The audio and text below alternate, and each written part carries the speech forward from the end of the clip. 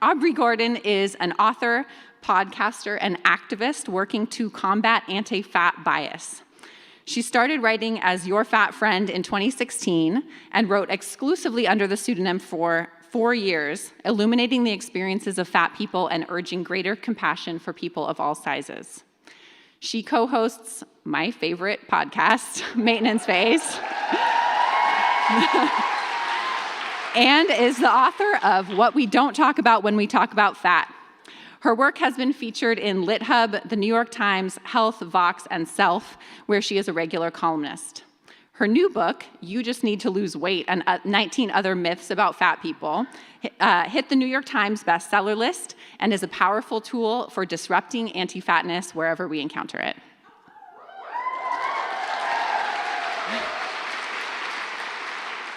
Lindy West is a former contributing opinion writer for the New York Times and is the author of Shit, Actually, also the New York Times bestselling memoir Shrill, and the essay collection The Witches Are Coming. Her work has also appeared in This American Life, The Guardian, Cosmopolitan, GQ, Vulture, Jezebel, and others. She is the co-founder of the reproductive rights destigmatization campaign Shout Your Abortion.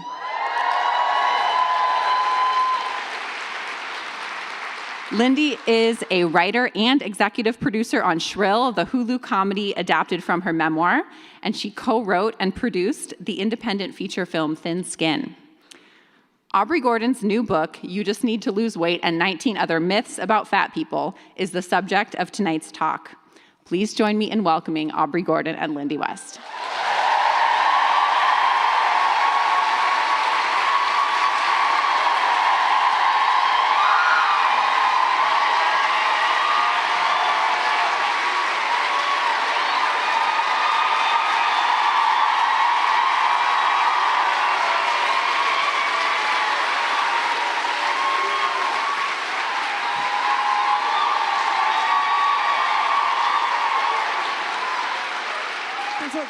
Hello?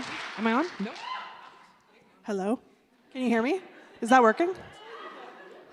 Hello. Oh, there we go. Woo. There's a little scrunched up piece of orange paper in my seat. Do you think it's a secret message? Ooh, can we see what it says? A clue? It says nothing. So. This is not a clue in National Treasure. This isn't going to lead you to the Knights Templar treasure. This event is nonsense. I'm out of here. I quit. Okay, so my first question is, based on that response, should we start a cult? No. Guys, cults are always a bad idea. Come on. Fine, fair. Sorry. How are you doing? I'm doing great. I feel like you and I were just backstage shooting the shit, and this is a real shock to the system. I know. We sort of kept forgetting that there are people out here. I know. And we said all the good stuff already backstage, so sorry. This is going to be really boring. Celebrity gossip. I don't know enough famous people for that. How are you doing? How's book tour?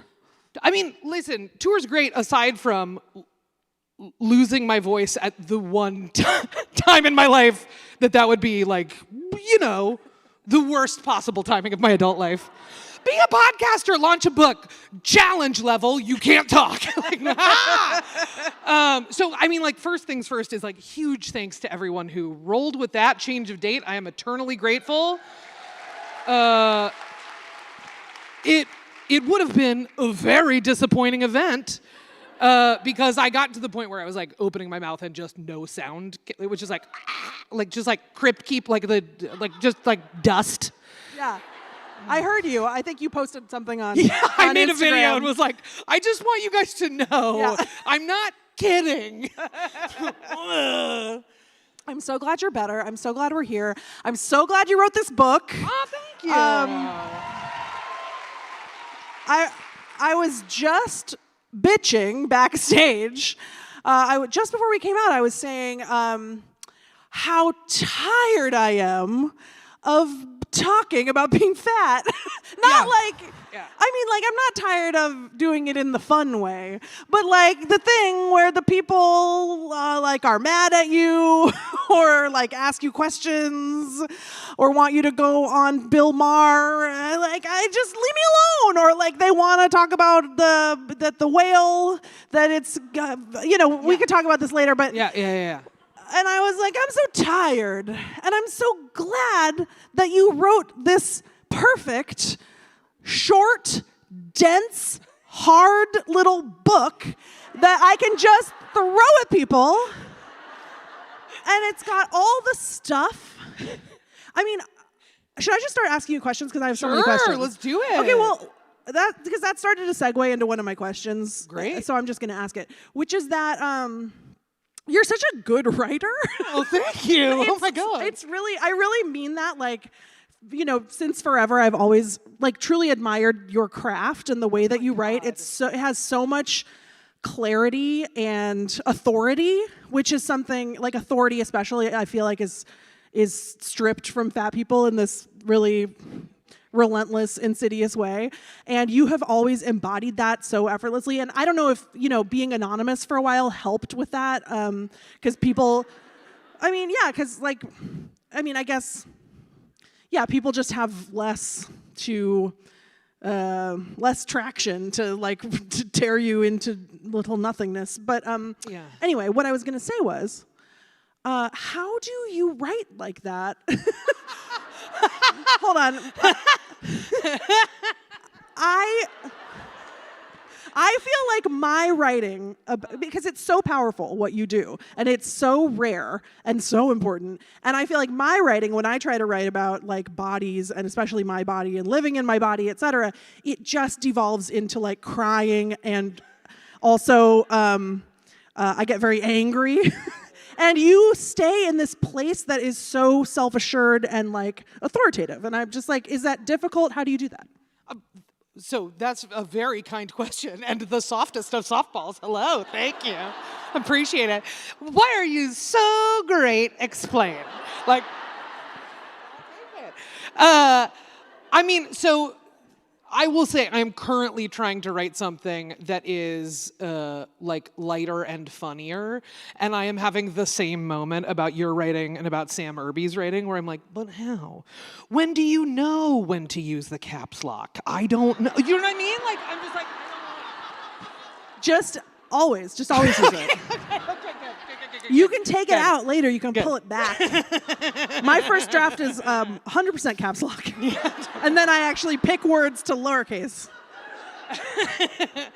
I would say on the sort of writing that the last couple of books have been, feel really informed for me from having worked as an organizer, which is like the amount of time, for example, knocking on doors and talking to people about immigration, that you spend 75 to 80% of your time working through that person's nonsense garbage ideas and their own feelings about their own economic insecurity and their own sense of their waning cultural power and like all kinds of stuff. It's like mostly you're there to like hold space for that person so that they can work their way through their own like garbage beliefs, right? Like garbage beliefs. And this feels really similar to me, where it's like, yeah, you gotta write 10 pages being like, I know it's gotta be really hard to be a thin person. And then you get 2 pages where you're like, but also fat people make like $22,000 less every year than you. So like that part's good, but like it sounds really hard, right? Where you're like, I get it and I mean it and I'm like, I genuinely believe that. And I feel like that's something that I have space to do in writing in a way that I don't have space to do it in person. Whoops. It's very generous of you, but it's very generous, and it also feels like very strategic, or not like it's effective, probably, because I feel like I came up in this. I mean, I say probably because like I don't know. How do you measure that? Are we fixing anything? I don't know, but like I came up in this little internet generation where like when I was at like Jezebel in 2012, we were like, what if we were never nice and we were just mad and we which is like, felt good. And I don't think that it's bad. I think that it is good and it was empowering in its own way. But did I do much beyond making lots of people still make fun of me to this day for being like, an angry, fat, like lunatic? I know. Well, thank you. Okay, I wasn't like fishing for compliments, but Angry fat lunatic hive. What? but I just mean, I do think that there's something maybe a little bit more practical about doing the harder, more patient, more generous work of meeting people where they are. And again, like, this book is full of real information. And it's not like, the thing that, it's not just like fat people writing their fat feelings. It's, which is also legitimate and important. And, I would be unemployed without that. But listen, you and me both. No stage, no crowd. Fat people writing about their fat feelings. but it's just like so validating and so powerful to read. I mean, I just keep saying the same thing to you over and over again, but like it's so good. Oh, I appreciate that, and I also feel like, listen, I feel like. I was talking to a friend the other day. Initially, this was about Weight Watchers, and then I was like, no, I think this is more accurate about Lindy's work. I know, this is a wild, we're about to get there. I'm about to compare you to Weight Watchers. That's fine. No. I'll take any attention. All press is good press. No, it was sort of like, we were talking about like in your origin story, what's the radioactive spider that bit you? And initially I was like, Weight Watchers. And then I was like, no, I think it was being an organizer in like 2008, 2009. Okay. 2008, what's up? Who misses the ting-tings?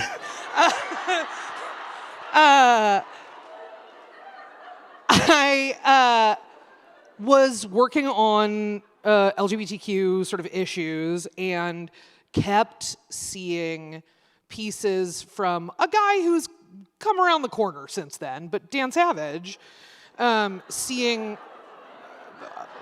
I'm not here to get into it, team. Sure, it's fine.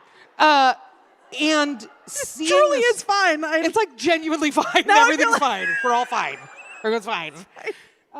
But seeing this sort of rhetoric ripple through particularly gay men's communities that was like, look at all the states that are most anti-LGBT. Also, look at their obesity rates. Where you're like, are you kidding me? Are you blaming homophobia on fat people? I am gonna need you to math that out for me. And like, First of all, fat people are famously jolly. We're not mad at the gays. we're only best friends. We're there to help your weddings. But it was this moment where that's when you wrote Hello, I'm Fat, which is a piece that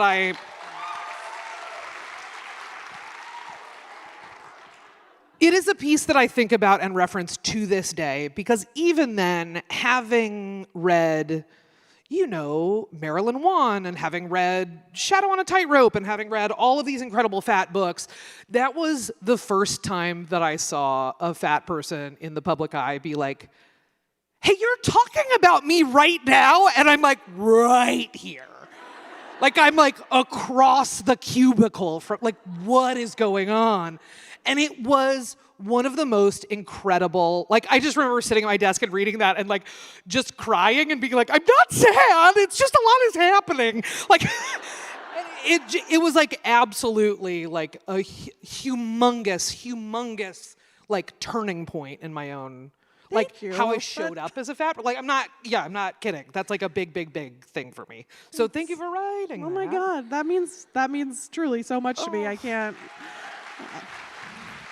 Also, this is all happening because Lindy and I just met for the first time like 45 minutes I ago. know. Like this, like just. Can you believe that? So we're just like, I like you. You're I mean, good at this. and when you were anonymous, but people knew that you like lived in the PNW, and I didn't know who you were. And I was like, what if she's someone I know, but like undercover and she won't tell me, or I don't know, but you weren't someone I knew. But wait. And then people would be like, is it Lindy West? And I'd be like, I wish. She's so much smarter than me. She like did research and looked up numbers. She's aware of Google. No, I got that. I got you were, I think, the number one guess where people would be like, I know who you are, and it's Lindy West. So flattering. The other ones that I got were Roxanne Gay, and I was like, nope. And the other one was Melissa McCarthy, and I was like, guys, if I was someone with a larger platform, why would I be like, I got this dream where I start from scratch? Like, I do this for free for 5 years, and then eventually... That's so funny. That's No, I so appreciate funny. that landed well for you. I was like, this is a very big compliment, and no. No. But yeah, I forget what we were talking about. I but, forget too. It's fine. oh yeah, we just met. No, yeah, when I wrote that, I mean, it really is like amazing to think back to, because it was very, what's the word? Like gonzo? Like it was very like, I mean, first of all, in those days, you gotta feed the blog all day, every day. So there was one part of it that was just like economics, where I was like, I'm gonna get in trouble if I don't write a blog post. And then I was like, what's on my mind? Oh, I'm really mad at Dan. And then I was like, well, I guess this is what we do here. And it's like, it's flawed, but like you can feel that it's very in the moment. Like it's flawed, and I wouldn't write it the same way today, but like, whatever, caveat, whatever. But like, it's very much a turning point in my entire life. I mean, I feel like that's also part of what made it hit home so hard, at least for me, was just being like, this isn't someone who went away and prepped for the Lincoln Douglas debates. This is not someone who, like, you were just like, what the shit, man? Yeah, I hadn't even done my like fat politics homework yet. Like I was truly just like a gal who was like, felt like shit at work. Because like my ripped boss was like carrying his bicycle around being like, I saw a bunch of fat asses at the fair and it made me mad or whatever. And I was like, they must be homophobic. Oh, and you're right. Yeah. Anyway, yeah, I do think that's part of the, like now there's, the ecosystem didn't exist then, where there was just like a whole universe of it happened to me. I was fat. True life. I wore plus sizes once. Anyway, well, I'm so glad. And then here we are. It led us here. All right, let me see what else. Oh, okay. Here's a question that I really want to know the answer to. This is very much like an interviewee question. I'm very sorry, but what have you found to be the hardest lesson in this book for people to absorb? Like, what are people the most resistant to believing? That's a good question. Well, so I'll say, top of mind, I will say, a real treat from this particular book tour has been a thing that I feel like I'm guessing you have experienced infinitely more times than I have, which is I will show up on like something national or something like multi-state, and then I will get a little wave of emails from people with names like Scott and Dave who are like, I heard you talking on this radio show, prove it. What are your sources? And I'm like, I wrote a book that has a lot of, it really lays this stuff out, man. You should try it. So, like, but there's this really fascinating sort of like wave of like dudes being like, write your book again, but just for me in an email. Like, okay. No.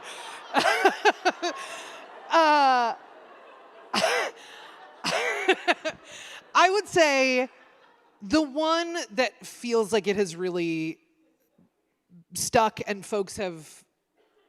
most of the folks that I have heard from have taken it really in stride, and other folks have been like, no, there's a whole chapter about sort of exploring the idea of internalized fat phobia, which is, for folks who are sort of familiar with anti-oppression work, internalized oppression is like a really useful term for how members of a targeted group, how members of a marginalized community come to do the work of their oppressors, right? It's a super duper useful term for a really specific phenomenon, and it blows my mind. I see how people got here, and I'm like, oh, welcome back. When people who are not fat and have not been fat in their lives talk about their internalized anti-fatness or internalized fat phobia, because I'm like, no, see, because when you're a thin person, then it's just only anti-fat. I'm so sorry. It's just regular type. Like, it would be really weird to me if a straight person started talking to me about their internalized homophobia. I'd be like, how did that? Can you make me a diagram of how that happened? Because I feel confused. That one has been a tough one for folks to take on because it feels like something's being taken away from them, or like their experience isn't being recognized. And like, listen, it is a hard thing to have a body in this world. There is no question about that.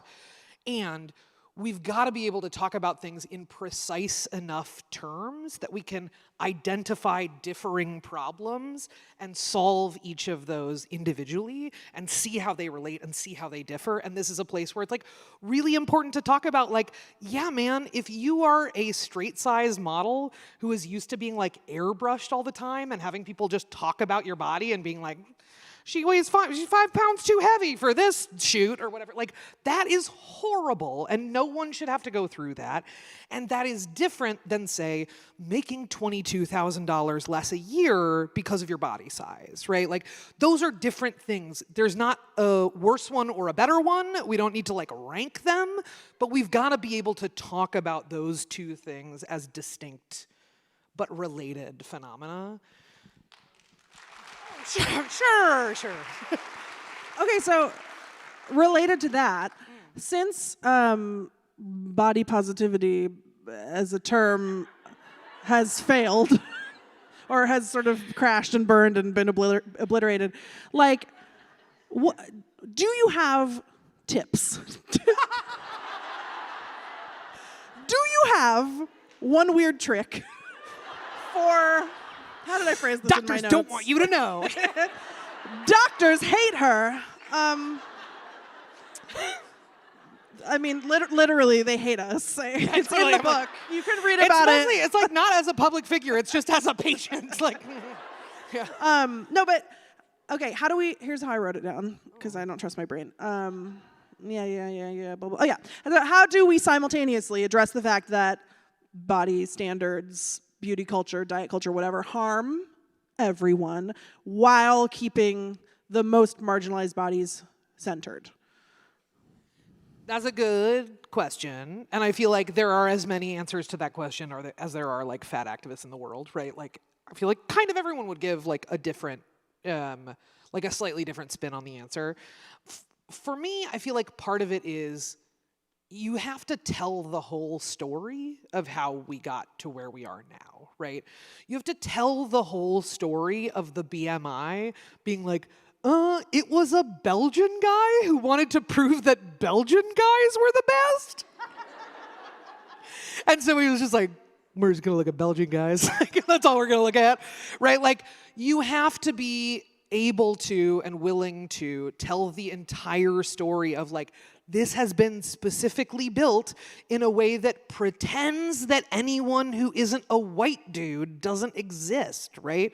Like, you have to be willing to tell the whole story of like, anti-blackness is foundational to anti-fatness. You have to tell the whole story of ableism is foundational to anti-fatness, right? Like, if we can't and don't talk about those things, and again, use precise language. This is the thing I was talking about with a friend the other day.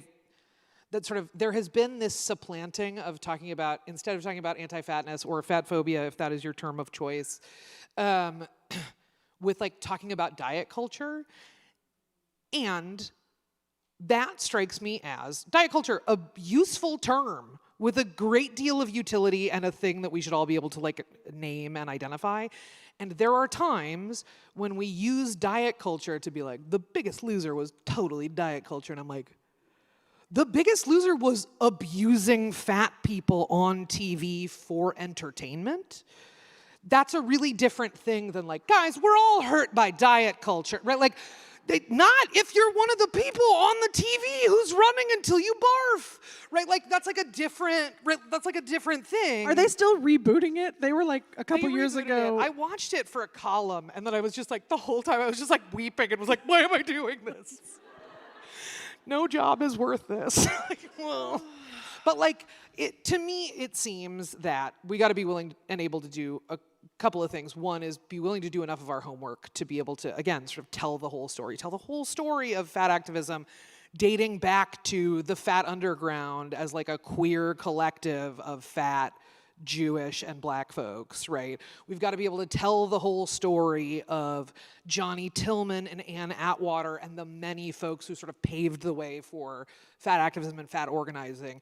We've got to be able to tell that whole story rather than the cultural story that seems like we're invested in telling ourselves now is like, fat activism started in 2009. Where you're like, what? Okay, right? Like, we have to be able to sort of tell that entire story, and we have to be able to talk about our own experiences in reflective and precise enough a way to be able to identify what we are experiencing and what we're not experiencing as a result of that. Yeah, I don't know. What do you think? What do you think? I don't know. That was perfect. Everything that you said Great. is what I would have said. Great. You're perfect. I don't know. I can't add anything. Okay. Do we have to? Okay, no, we got more time. Okay. What do I want to talk about? I'm always like, I didn't write enough questions, and then I'm like, I wrote too many questions. Okay, I want to know. Okay. Oh, here's a question that. Wait. I'm a professional broadcaster. Okay, a thing that just occurred to me, because like you're immersed in this all the time anyway, and like this is your career, and one of your many careers, but you just wrote this book. But I'm wondering if there was some kind of detail or statistic that came up in the research for this book that surprised even you. I hate recall questions like that, so I'm sorry. That's a good one. When people are like, Lindy, what's your favorite song? I'm like, never heard one. I don't. So it's okay if you don't have one top of mind. You're like the hamster dance song? Totally. Great. Good. Crazy Frog?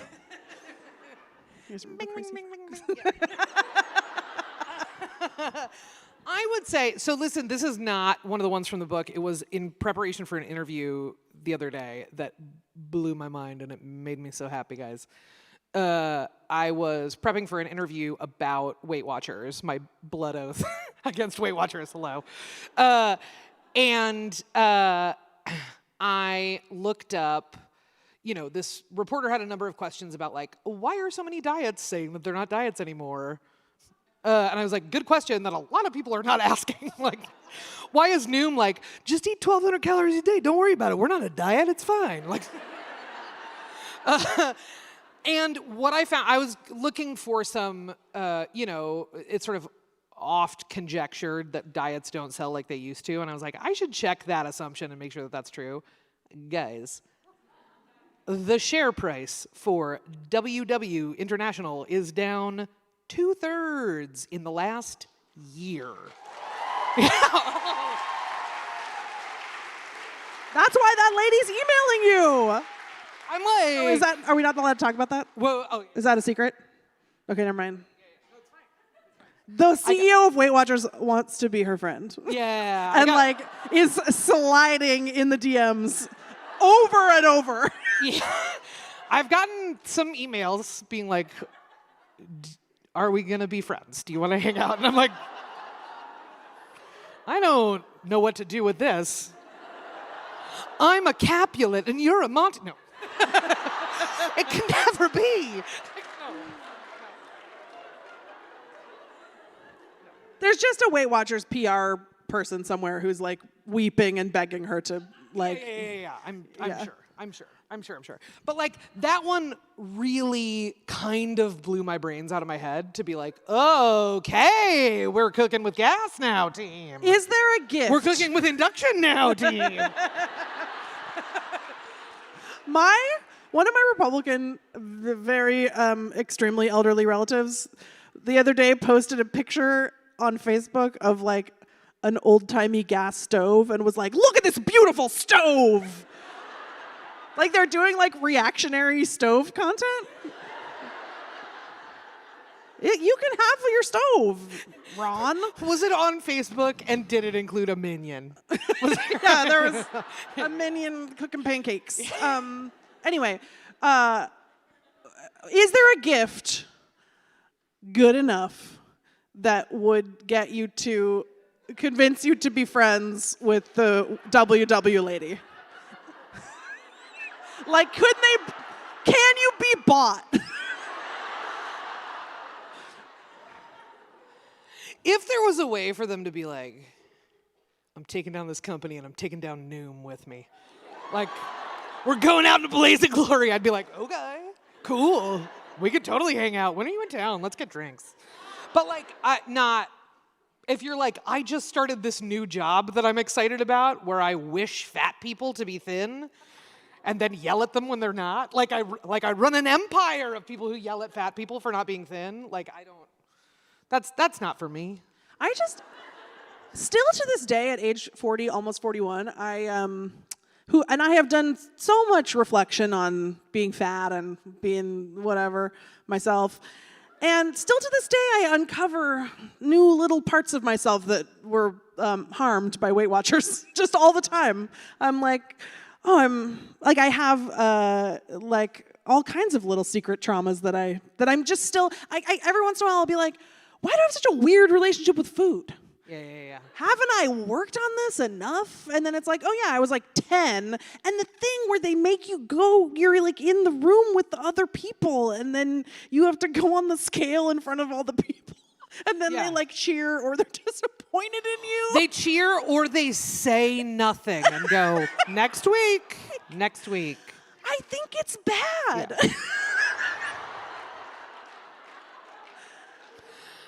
Yeah. Hot take. Yeah. Don't tell. Come in hot. Don't call 10-year-olds fat. Academy of American Pediatrics. Don't call 10-year-olds fat. Oh. What are we gonna do? I will tell you. Can I tell you a very fun thing that I was like? The people who are closest to me in my life have really come to dread my phone calls because it's almost always that I'm researching something and I'm like, I'm full of rage and I gotta yell it at somebody. And they're like, I don't want that. Like, no. And I had one of those moments when I was reading the AAP guidelines, which is this sort of, for folks who are unfamiliar, the American Academy of Pediatrics last week or the week before changed their guidelines for like interventions for childhood obesity, quote, quote, quote, quote, to be recommending weight loss surgery as early as 13, recommending weight loss drugs in grade school, and recommending dietary interventions starting at age 2. And, so I called my mom, who's like an early childhood ed person. She's like totally brilliant, like doctor of kid brains. And I told her about it. She was like, I can't talk about this anymore. I got to go for a while. And she hung up the phone and went and like had a cry because that's my mom and she's wonderful. And then she called me back like 10 minutes later and she went, do you know what a dietary intervention is for a 2-year-old? And I was like, you seem mad. What's going on? And she was like, a dietary intervention for a 2-year-old is like, don't throw your food on the ground. Like, mouth or keep it on your plate. She was like, you're not getting out like point sliders for like a toddler. Also, they already have that. You're already absorbing those messages when you're 2. What's new? Like, what's new other than the fucking drugs and the surgery for the little children? Which, by the way, at the same time did you see that Trump speech where he was like, we gotta stop trans kids from having medical care, but we should give the Wegovy to the 4th graders. Like, it's just like, yeah, it's just very cool. Because you know who's had it too good for too long? That's trans kids and diabetic people. Like, what are we doing, everybody? I don't know. What are we doing? I don't know, but okay, wait. How about I ask a question? Because I don't know. I've been yelling about this for a while, and then other people were doing it for like 40 years before I started. Yeah. And then now you wrote the best book. So maybe after this, we'll be done? Now we're done, guys. We did it, and it was me. Okay, but no, this is my favorite question. Because this is a thing I think about a lot for myself. That sounds bad, but okay. All of this, talking about being fat, writing about being fat, etc., is like circumstantial for us. Like, we are put in this position to have to address it, and then, have made various careers addressing it in various ways. But it's not like, it's like supplemental to our lives as actual beings on Earth. And I wonder, and I know you get to do some of this with your podcast, and you obviously you are a whole person, but like, what would you write about if you weren't like constantly dragged in this direction of having to justify your humanity? Yeah, I mean, so the thing that I used to write, I had a triple major in college just because I went to it's because I went to a school where they were like, we don't make you take anything you don't want to take. And I was like, cool, I'm taking these 3 things for forever. And the thing that I was most in love with was writing plays. I used to write plays, and yeah, totally. It was like really, I wrote a terrible play that could only be written by a 21-year-old. That was like, it's a one-woman show about Valerie Solanas, who wrote the Skull.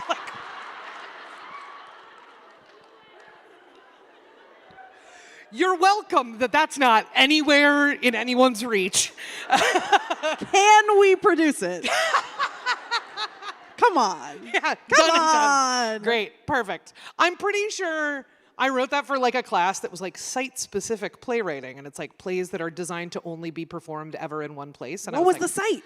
It was like a building on our college campus. They were like, we're all doing it in this one house. Yeah, I mean, I feel like I would, honestly, I feel like I would be living a very different life, and I would be writing like more about thoughts and feelings and less about leave me alone. Do you know what I mean?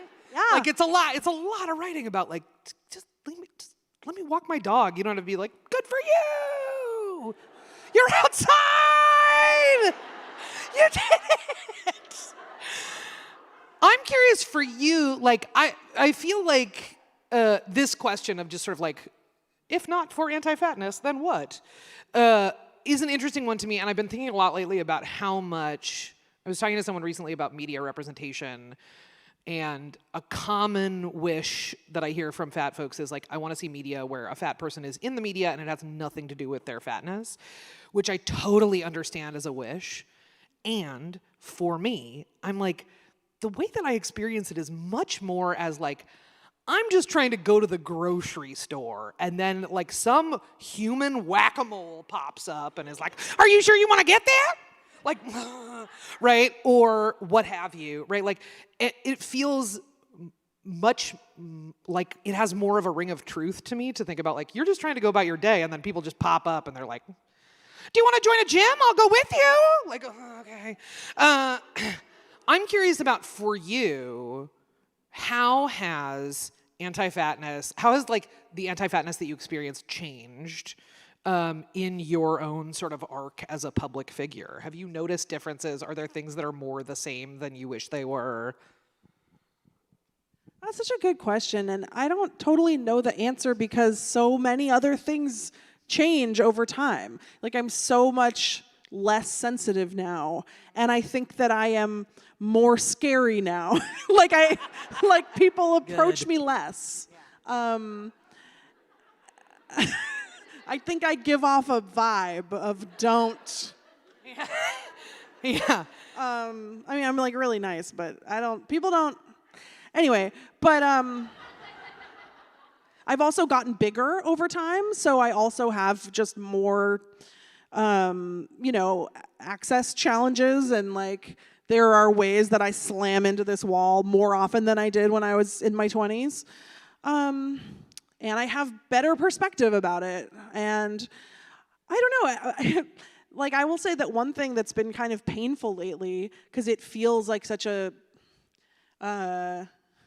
weird and like it feels like a betrayal to ask, but as I hit 40 and I'm getting older and like have actual life to reflect on, sometimes I'm so curious what it would have been like to have been thin at any point in my life. Like, what would my life have looked like? Because I have no idea. I don't know what it feels like. I don't know how people treat you. I have no clue. But it's such a painful thing to wonder, because it feels like I'm like betraying my community, but I wonder. And there's no way to know, like I don't know. But yeah, I mean, anyway, the question was what kind of anti-fatness do I experience and how has it changed? I mean, I don't know. I think I've also like withdrawn from public life a little bit. Doing the TV show, like 80 got, all the visual attention, which was nice for me. Also, I mean, because she's like so famous that she doesn't interface directly anyway, so she just like has a team and doesn't. I mean, that's not true. I'm sure she sees it and she suffers and she deals with it. But yeah, I mean, it's just. It's this like invisible force that has shaped my life in these really, really intense ways, and I just sometimes wonder. I wish that any of us could see who we were without any of that, Yeah, I feel like this is one that comes up quite a bit from folks who were longtime fat people and then went through weight loss surgery or had some other reason to lose a lot of weight. That the things that I feel. That I hear most frequently from folks in that category, which I'm not in. I'm just like, fat person since forever. I got nothing else to go on. Charm your way out of literally everything. Ha ha! Get good at jokes. Okay. That what folks will talk about when they lose weight runs directly counter to our cultural narrative around weight loss. That folks will sort of like, the cultural expectation is, you lose weight, you suddenly look like a thin person who's also 10 years younger. There's no extra skin, there's no nothing, you don't have stretch marks, you don't have anything, you just are magically like, I don't know what. Cindy Crawford in 1991, congratulations. And all your health problems are solved, and all your personal problems. Yeah. And, your Everyone marriage, likes you now. yeah. Your marriage is fixed, your kids respect you, it rocks. You get a promotion, it's great. What I feel like I hear most frequently from folks who have experienced major weight loss is like a profound alienation, even from the closest relationships in their lives, that they will go, I went to this cafe every day for years and years and years, and I went away and lost weight, and I came back and they like didn't recognize me and everyone treated me totally differently. Or a bunch of my friends and family were like, I'm so glad you lost the weight. I was really worried about you and blah, blah, blah, blah, blah. And then volunteer all of these judgments about your like past self, and it feels like this. I'm so relieved I can finally talk to you about this. Like, oh, cool. Sorry, I interrupted you. No, Carol, you can't. But like, it feels like this incredibly sort of like heavy realization that everyone around you was wishing for you to look different this entire time. And I think folks just assume that you will passively accept your newfound privilege, be really, really thrilled with it, and go on your merry way. And there are definitely some fat folks who do that and will be like, yeah, I was gross, or whatever. And you're like, oh, don't be that guy. But there are also like plenty of folks who talk about this like real profound alienation in your relationships. And I feel like I am very content to keep the lid of that Pandora's box shit. Like, Totally. I don't need to know what everyone is like wishing for me. Like, I'm I guess what I mean is not like I'm curious to know what it would be like to be. I was just thinking about it as you were talking. Like, it's not that I wish I knew what it was like to be thin. I wish that we could vanish the decades of anti-fatness and see ourselves like unbroken. Well, you like know? the aforementioned A.D. Bryant in Another World is like the biggest movie star in the world, right? Like is like a totally incredible comedic leading lady, rom-com leading lady, like all of this sort of stuff, right? In Another World, Melissa McCarthy can like get dressed for the red carpet from like someone other than Christian Siriano, which like God love him, and we need like another one. Yeah. Could there be two? Like we could just if there's another tiny gay who really wants to like add volume to fat bodies, that would be incredible. Okay, I forgot to do the questions, the audience, and now we got. But I think we started late, so Can I claim 11 extra minutes? Great. Okay, great. We're doing it. I'm mad with power. Okay, let's see. Boop-a-doop-a-doop. Can you talk, this got 17 upvotes. Can you talk more about LGBT plus fat experience, 18 upvotes. Fat experience.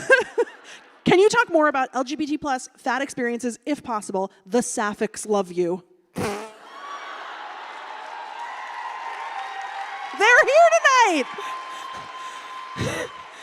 The Sapphics showing up in full force tonight. Yeah, I mean, so listen, I feel like much has been said about gay men's communities in particular, cis gay men's communities in particular. Much has been said and more needs to be said about the experiences of fat trans people who are subject to standards of care that vary from office to office. Different surgeons can set different thresholds for what BMI they will perform surgery at. So depending on which surgeon you go to, you have a different weight loss goal until they are willing to perform surgery. But if that's gastric bypass surgery, congratulations, we can fit you right in. I would say, just as like a queer cis lady, hello, that there is sort of a willingness to believe that like everything's fine with queer ladies, and everything really is not fine with queer ladies and anti-fatness. The tricky thing about queer lady communities in my own limited experience, geographically limited, well, limited in a million different ways, is that my fellow queer ladies are extremely good at talking the talk about anti-fatness and anti-oppression work, and not one of them will date a fat person. Right? Like, oh, yeah, hey, yeah, this person gets it. This person gets it. Right? Like, I think there is a real tricky thing here of sort of like being all in on the issue as like a project, but not actually opening up your social lives, not opening up your dating lives, not reflecting on your own stuff, but just sort of comfortably going, I've taken the right position on this issue, and stopping your reflection there. Like, I'm so happy that there are so many queer women out in the world who have copies of like The Body Is Not an Apology, and so happy that there are so many queer ladies out in the world who have copies of Fatso.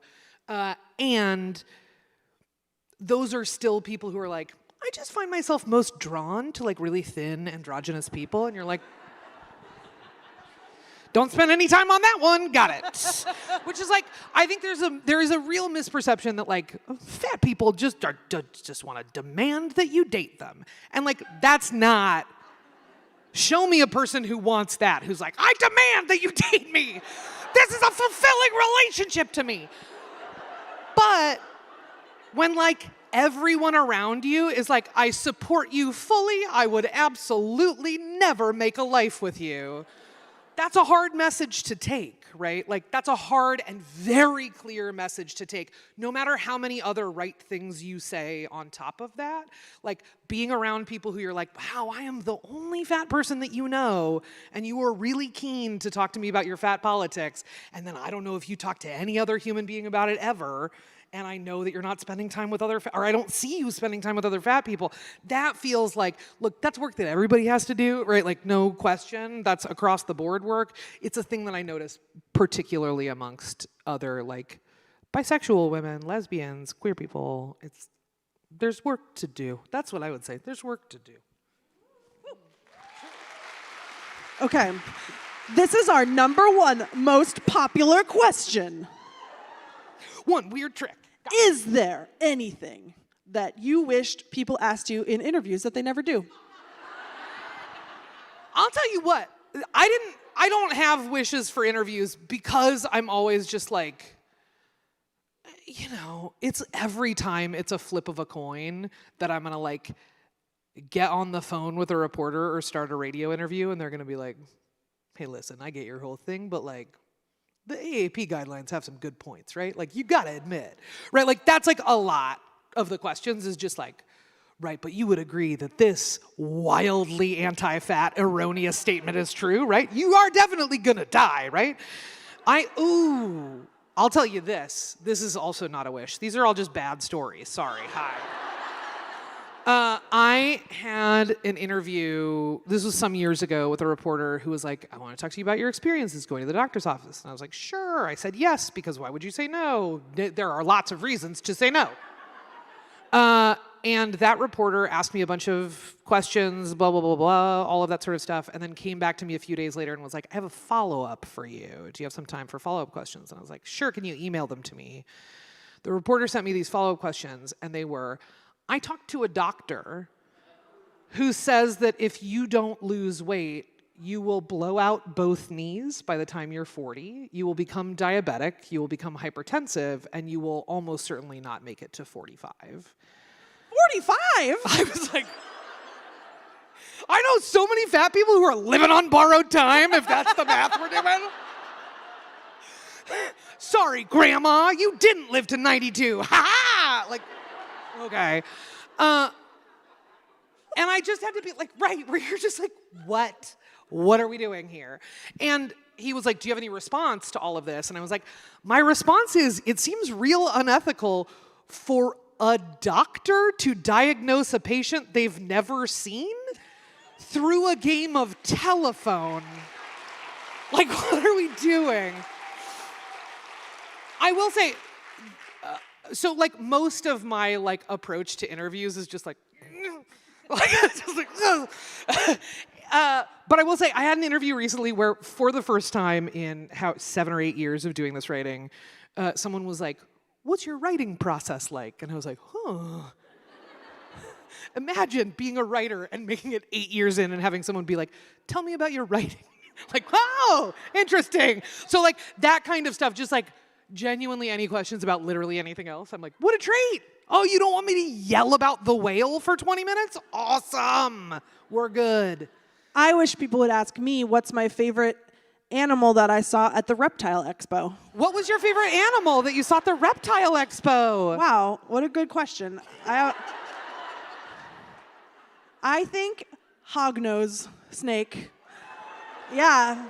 Does it have a little piggy nose? Has a little pig nose. Oh, cute. And the best thing about it, it's dramatic as hell. If you scare it, it goes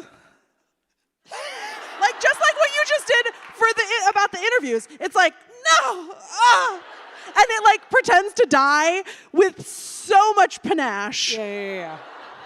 And also, from what I see on the internet, also they like to bite you all the time. Like even if it's like your pet, it's just like rah. Oh, fun. Thanks for asking. They're so cute. Look them up. Okay. I think let's do one more. Do you want to pick one? Why don't you pick one? Okay, I'll take one. Great. There's so many. I'm gonna answer one real roasted. quick. Whoever wrote that one. No, it has 28 upvotes, and I'm so sorry to all 29 of you. The question has been asked at every event that I have done. Is Michael here? Will you point him out to us? And the answer is like, listen, absolute applause break for Michael Hobbs. I'm totally here for it. That guy's the fucking greatest. And the answer is no, and also no, I wouldn't. That guy, there was one person at the Powell's event very sweetly who was like a short gay man who was like, people keep coming up to me and asking if I'm Michael. And I was like, I don't know if this is an I'm sorry or a you're welcome or a what's happening here, but like, oh.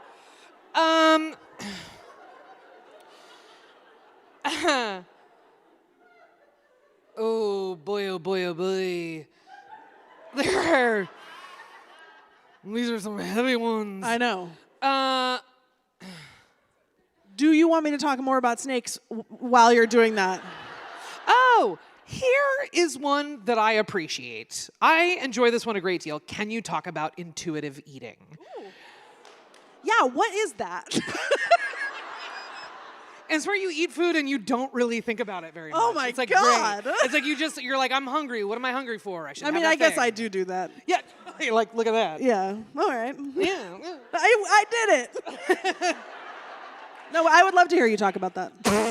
Wait, is that it? You have more? You must have more to say about that. Yeah. Okay. So intuitive eating, for folks who are unfamiliar, is a framework that comes out of eating disorder recovery spaces. And the idea is that every diet that you are ever on is like, if you're hungry, it's working.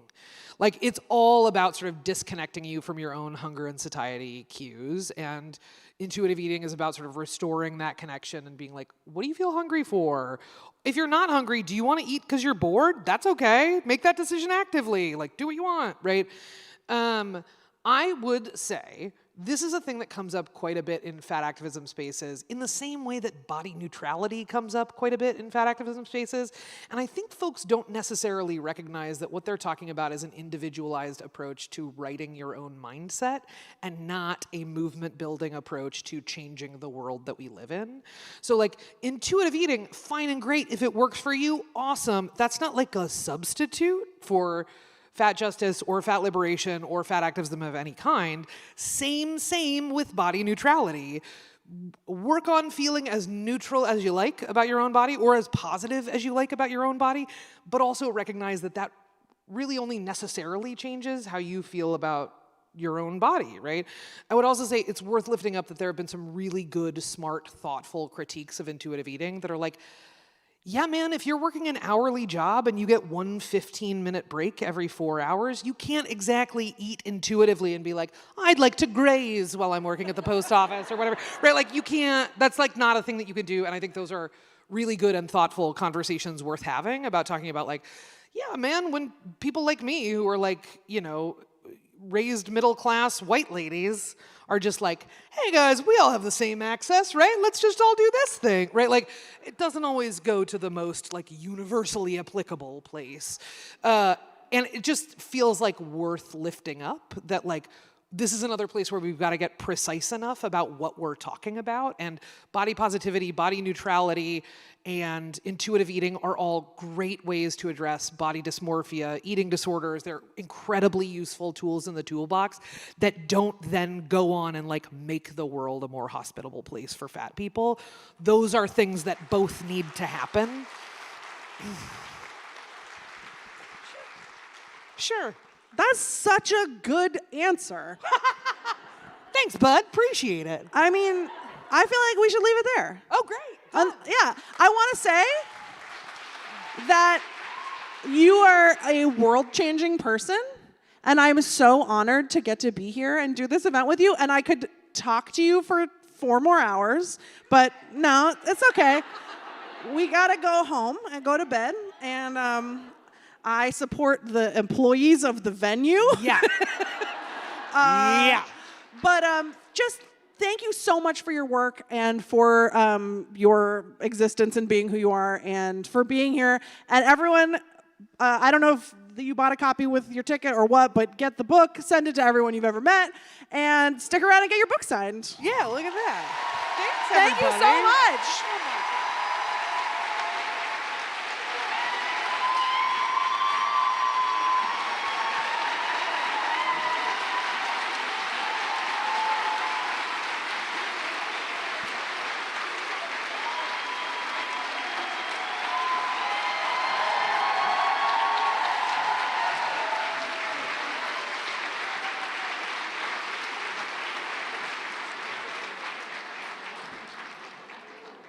That was amazing. Thank you so much to Aubrey and Lindy. Thank you for coming. And if you're heading out right now, travel safe. Have an amazing night. If you're sticking around for the signing,